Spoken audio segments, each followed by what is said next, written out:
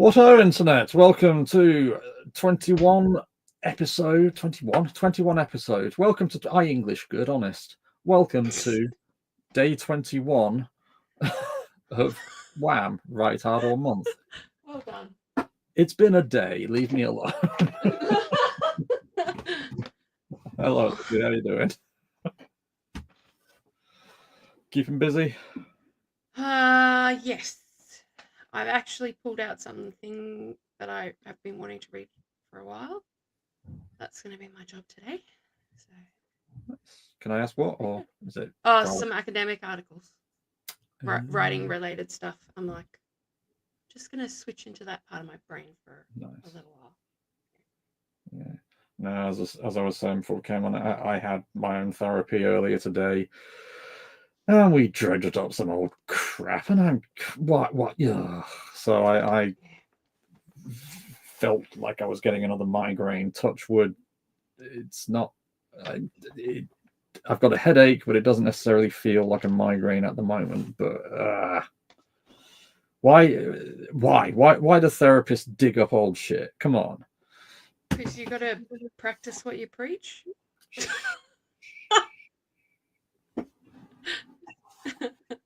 If it helps you help other people, yeah, it sucks, but it's like I've been rewatching Voyager episodes, and there's an episode where someone comments that the doctor's pretty insensitive because he's a hologram, and he's just like, it's just a cold, you'll be fine. So someone challenges him, and he gives himself a simulated virus. He writes it into his program, and then when it goes past the time he expected it to finish, he feels like he's dying. and one of the crew members is just like, oh yeah, I extended it for a few hours because if you know when it's going to end, it's not actually a real simulation. It was so good. Oh, such a good cast. Anyway.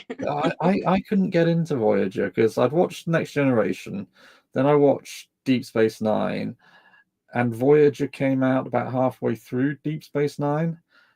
And I watched the first couple of episodes and realized that they were all exactly the same program. Well, Star Trek definitely has a formula, but it gets more interesting. I don't know. I think season 3 is when they end up with the character 7 of 9, who's a really popular fan favorite.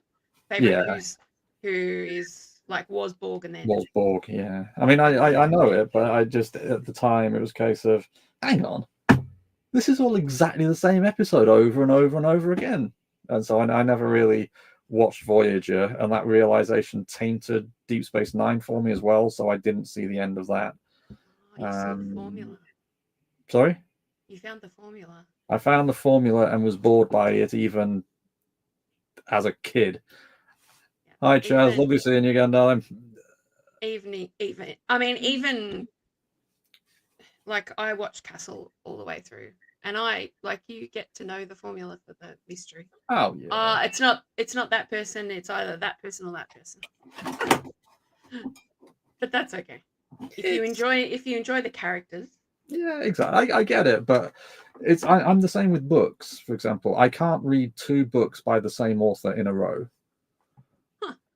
You know, I get even my favorite authors. I get a few chapters into the second book, and it's like I've had enough. I need my brain just gets bored. And if anybody uses the letters A, D, H, or D, remember, I know where you live. Chaz, you're one of my favorite people. Anybody who loves Firefly. Firefly, yeah. Amazing stuff. Just that's one that I have zero problems rewatching. Yeah, quite. In spite of associations with certain individuals, alas. But even that, Hoojmaflop,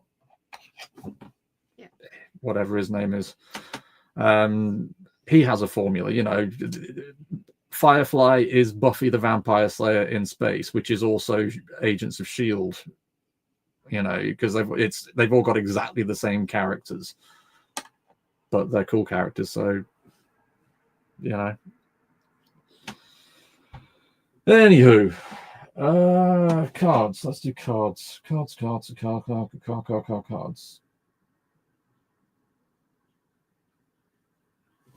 Let's do the Elemental Strength Tarot, because why not? You're right. Oh, sorry, Chaz. Joss Whedon. Joss Whedon. Sorry, I keep wanting to call him Ross Whedon. No, that's not his name. And Joss Whedon. Yeah. Do you know? I don't actually know the details because I didn't want to know the details. I just like, okay, damn it, I can't watch that now as much. But abuse of females on, was it Buffy? I imagine he wouldn't have got, because they were quite young in that. I can't imagine he'd have got away with any of the cast on Firefly, because they were all a bit more mature, weren't they? And would have told him to eat shit and die. But yeah, it's really it's sad in a similar category to Neil Gaiman. It's like, this stuff is stinking cool. How can you not be a cool person? Yeah, like I said, I know one of the victims, one of Gaiman's victims, and it's just, oh, okay. We have the Six of Swords with air elementals. Have I seen that deck before? No, this is a new one. Well, it's not a new one, but it's a new one for you. It's got air elementals for swords, water elementals for cups, fire elementals for wands, and earth elementals for pentacles. So yes, no, I do like this one. And each suit, if you put the cards next to each other numerically, they make a big panorama, which is quite cool. Anyway, the problem is the book's a bit crap. So I'll just read the Six of Wands to you from the book. Six of Wands, Six of Swords. The wind elemental paddles a small cloud boat with his family, drives through the river of the air. The cloud carries heavy swords, which makes it hard to move. That's it. That's that's the information you get. So, not. I mean, it describes what's going on in the picture, but it doesn't actually give you anything to go on. So, let's have a look. Six of Swords. Six of Swords shows that you are in a state of transition, leaving behind what was familiar and moving towards the unknown. You might be moving house, leaving a relationship, changing jobs, going through a rite of passage or a mental shift. This change may be your own doing or forced upon you, and you may feel sad to leave behind what is so familiar to you. However, you know this move is essential for your growth and personal development. The sadness over what you have lost or released will soon be replaced by greater mental clarity and a renewed acceptance of change. You'll become a better person as a result. The Six of Swords invites you to let go of whatever is holding you back, be it from your past or your present circumstances. Instead, gaze ahead to your future and choose the way most in alignment with your highest good and long-term potential. You will need to make tough decisions and compromises along the way. See it as a rite of passage. You are headed towards a much better position in life, so long as you are willing to evolve and shed whatever you no longer need. Do not dwell on what gets left behind. Instead, use this as an opportunity for changing your beliefs about yourself, moving away from whom you used to be and towards whom you want to be. Similarly, the Six of Swords asks you to reflect on any emotional or mental baggage you may carry as you move from one phase to the next. In the boat stand 6 upstanding swords, a sign you are still carrying a heavy weight from your past as you move forward, which might slow your personal growth. These swords may be memories, relationships, habits, behaviors, thought patterns, and beliefs that are no longer serving you. Decide what you need to take with you and what you can leave behind.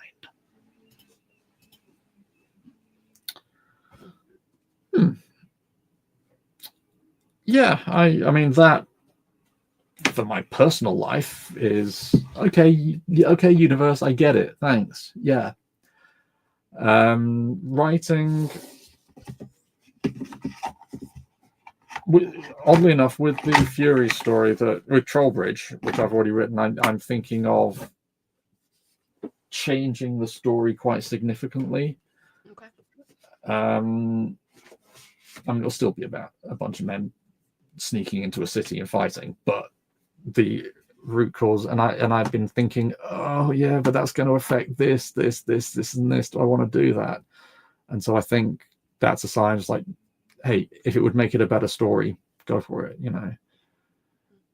Because the problem I had with Trollbridge was the ending. It all felt a bit, even writing it, because they rescue the princess, but it turns out she didn't need rescuing. It felt a bit,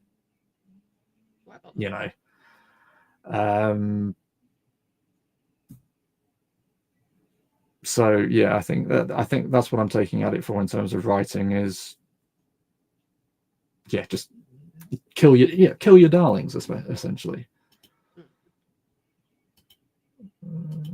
But as I say, on a personal level, all the things.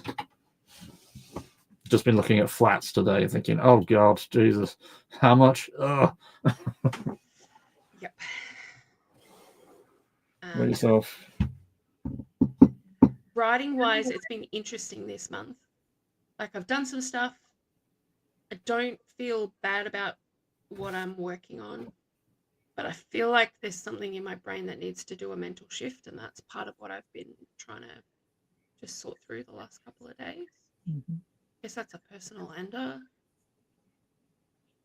And how are you feeling, by the way? I forgot to ask, because you've been feeling a bit off the past couple of days.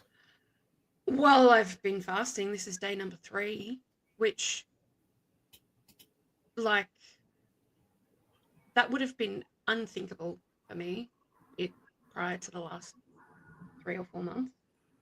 And now it's not like a walk in the park, but also I'm like, no, I can do this. And I realized it's just this weird sense of hopelessness, and it feels external to me. I'm like, that's not coming from inside of me. So I've just been trying to work through and figure out, okay, that doesn't need to stay. So the bit about the mental shift in the card, I'm like, yeah, that's what I need. Yeah, I get that as well, Chaz. I mean, I don't eat much as it is, but what I do eat is utter crap. So, and I trying to make me fast and go without donuts. And yeah, Chaz, I'm sure, cheap as chips, it's also full of jocks. Just saying. And relatives. I have so many relatives in Scotland, and there's a reason I moved to this end of the country.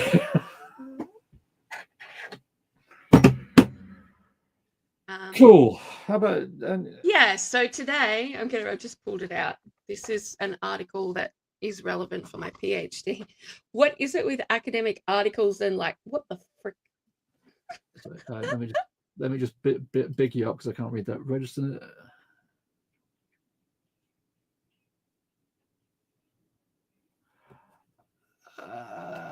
I can tell you exactly what that's all about. I know what it means, because I mean, frankly, I don't even need to read that. What does it mean? What does register mean? Tell me that word, and I in this context. It's a linguistic word. A register is all of the features that are associated with a particular variety of language. So whether it's spoken or written, or drilling down different types of fiction, what are the actual discrete features of the language that mean, we can say that this fits into this category compared to this other category. So in my research, what I've been trying to figure out is that's essentially what I'm doing with the text that I'm going to be looking at. But I was worried that if I wasn't comparing it to other things that are quite different, like science fiction or other types of fiction, that would cause a problem. This research has literally come out in the last 6 months. That's all about how to look at patterns of the way language is used inside an existing, it doesn't have to be compared to anything else, it's inside that particular variety. And I'm like, oh, because I was Fascinating. figuring out my plan like early last year, and I was like, oh, is this going to work? No one's ever done this before. And now people are starting to say, oh, this is a worthwhile thing to do. I'm like, yeah, good. So I'm like, I should read that article a bit more closely. And how about Anyway. sorry, Jazz, are you, because you've done your screenplay, what are you working on now, or are you taking a bit of a break? Oh, and of course, how does the card apply? How do you interpret the card? I keep forgetting to ask that question. Yeah, Jazz, if you've got, if the card says anything for you, by all means, let us know. We have Charlene too, but I think she might have missed the card. Charlene, I believe, is eating. So she might just be a bit away from the screen. I had a chat just before we came on, and life, the universe, and everything.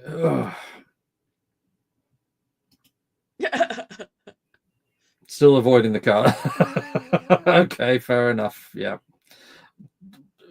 fair. They always seem to get it 100% right.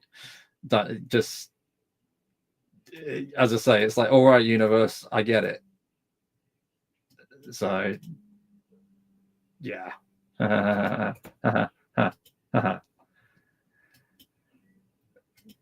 Cool. Right. So there are the dragons. I imagine both Charlene and Chaz will go for teal. I'm happy we'll keep going with number 2. It's got to hit at some point. Fair enough. Yeah, I'll take that. Oh, Chaz is going for orange. Okay, so Charlene teal, Jules pink, Chaz orange, which means I'll have blue. So yeah.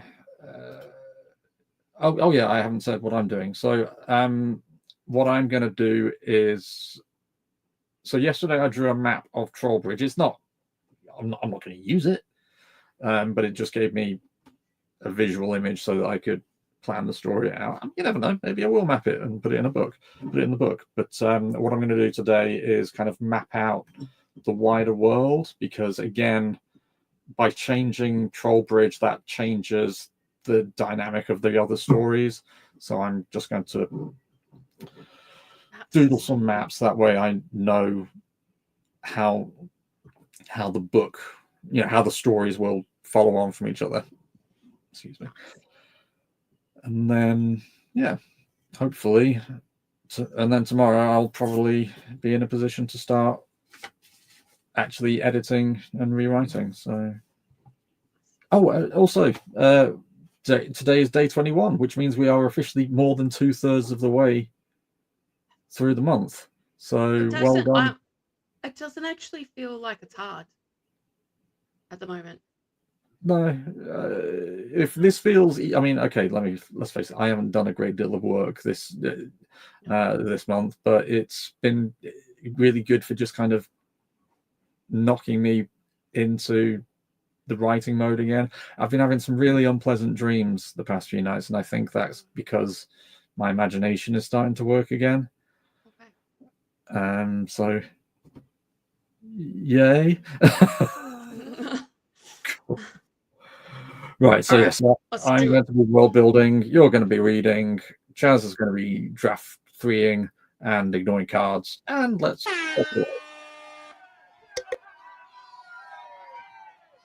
yeah, absolutely.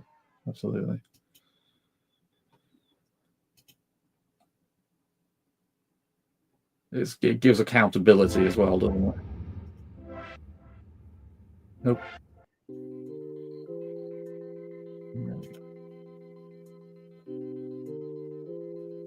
What happened there? Why is that? Okay. Fine.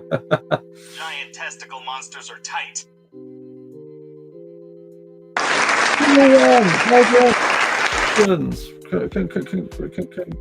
Congratulations. That's 35 seconds. That is 35 seconds, and I have to.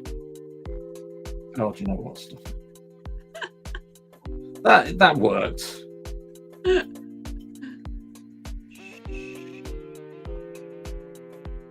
Oh well, let's just do 30 because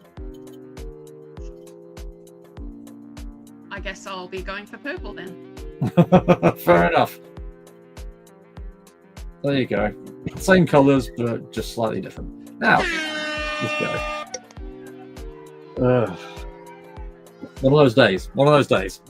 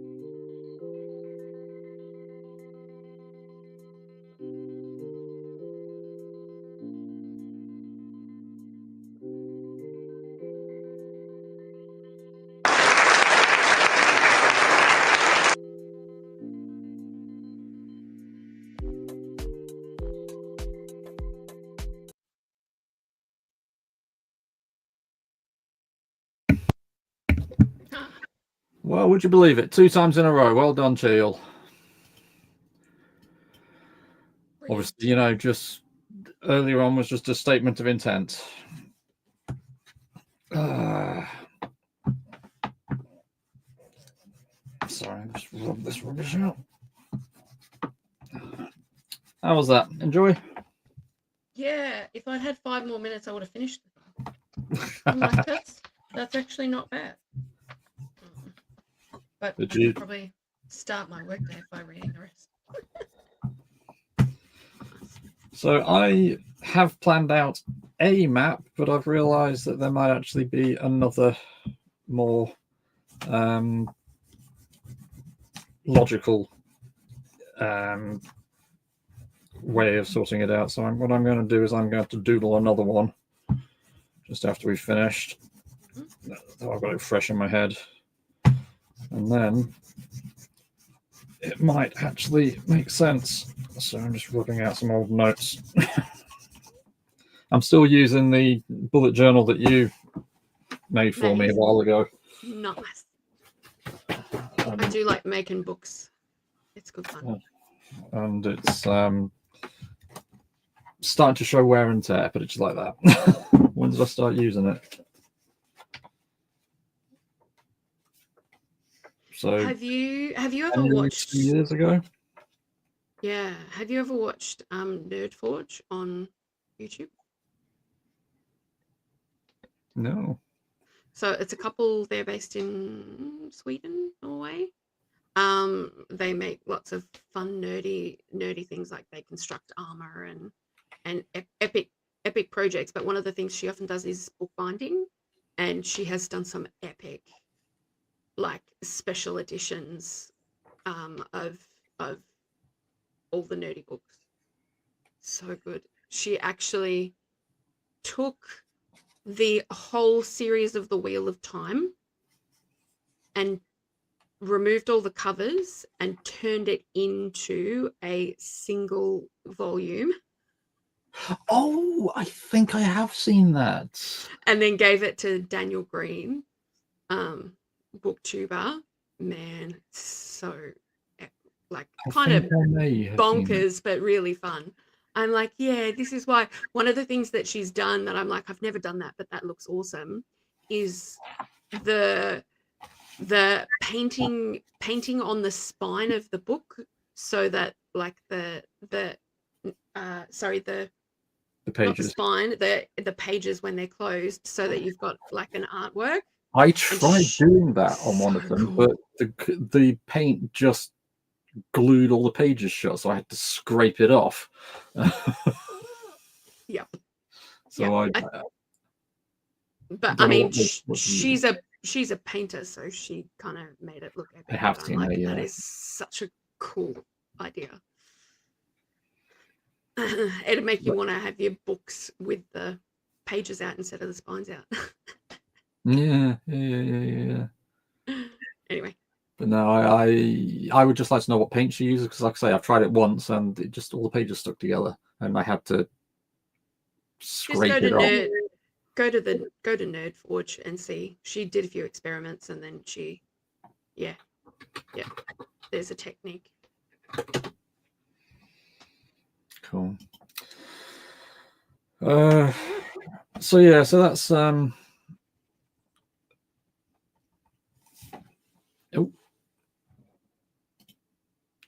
nice.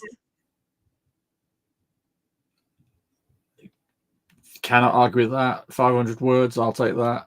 But yeah, how long does it have to be, Chess? It's always difficult when you've got something. You've got to try and shove all of that information into one little piece. Yeah. 500 words. Yeah. Yeah. What can I remove? What do I need to add? Yeah. I mean, it's not like I have students all the time who are like, how am I supposed to do that task in that number of words? They want more words. I'm like, yeah, I know, it's a skill. But I don't have infinite time to read all your wonderful ramblings. Remember, there was a time when we thought 1,000 words was too much. You remember those lovely days when we were so young and naive and thought, oh yeah, 1,000? You want me to write 1,000 whole words on this? How is that possible? Now it's like, Yeah. 1,000? You want me to get all of that in 1,000 words? What are you on? So Yeah, and then I have master's students complaining that 2,500 words is not enough. yeah, right. Anyway, I mean, says me who my master's thesis had to be 15,000 words, and I used my full extra 10% to get up to 16, just under 1650. But that was like, if you write more than 1650, we will stop marking at 1650, and the rest of it will not be counted. And it's like, okay, yep, can't push that any further.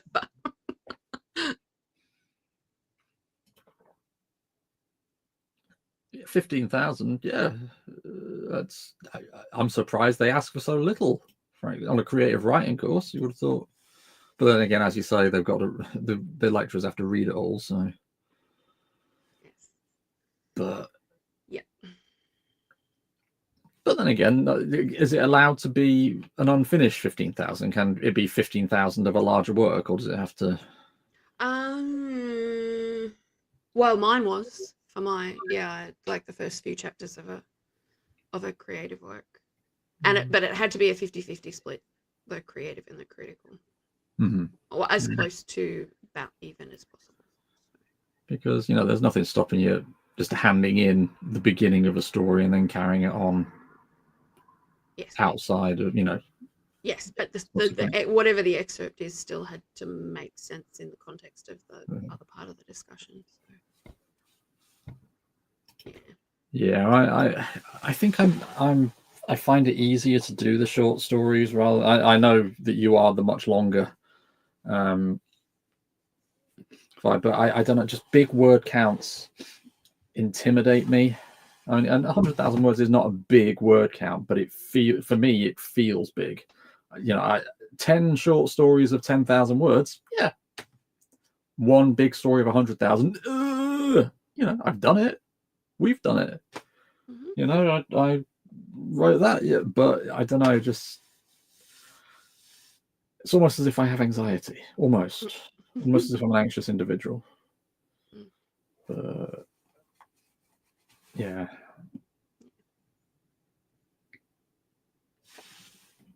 Yeah, oddly enough, that's what I'm doing.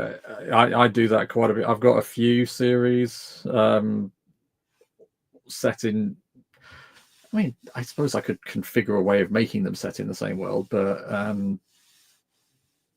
yeah. So the one I'm working on here is a series of stories. Bellic and Kairos, that's another series that I enjoy. I haven't written any of them for a while. I need to get them to discover Atlantis, or this world's version of Atlantis. I'm not sure what it is about my brain that just gravitates towards big, sprawling stories. Even in high school, I remember not really if we had to read short stories, I was like, that was fine, but I want something more substantial. Well, I think it's you love the character stuff, and character stuff takes a bit more time to develop. If you want to get to know a character, you need to hang around with them for a while. Yeah. Whereas, these stories are about a bunch of people going in, beating some other people up and then leaving. Not rocket science.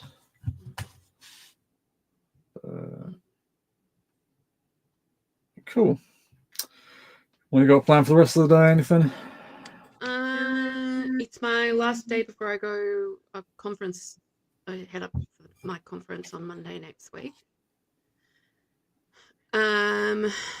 So just tidying up things so that everything will run smoothly while I'm away next week. So I will be around for the Monday evening stream.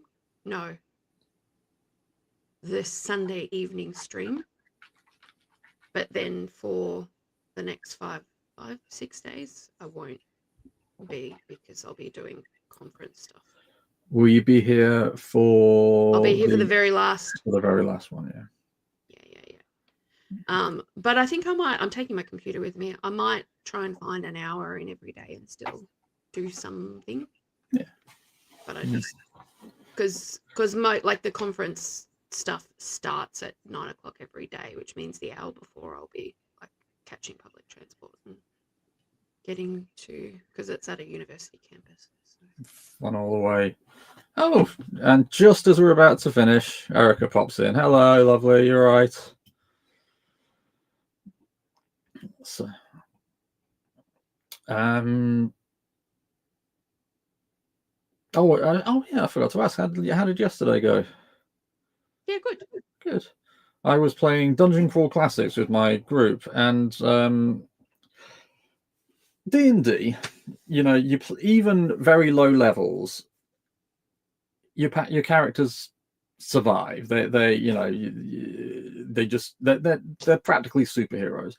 Dungeon Crawl Classics. Yesterday we spent about an hour. There are 3 of us playing plus the GM. Each of us created 5 characters. So we we started with 15 characters. We had 1 combat. Already 4 characters are dead. You are so squishy. When you roll your characters up, you start off with D4 hit points, and many of them had 1 hit point or 2 hit points. And yeah, so basically the first session you play is just whittling down the characters, and then the ones who survive, they're the characters you play as level 1.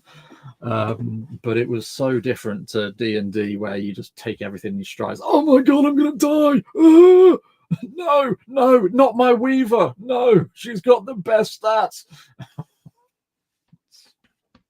Nice work, Erica. Oh, sorry, I completely missed that because I was ranting about DCC. Very cool. Beautiful. I love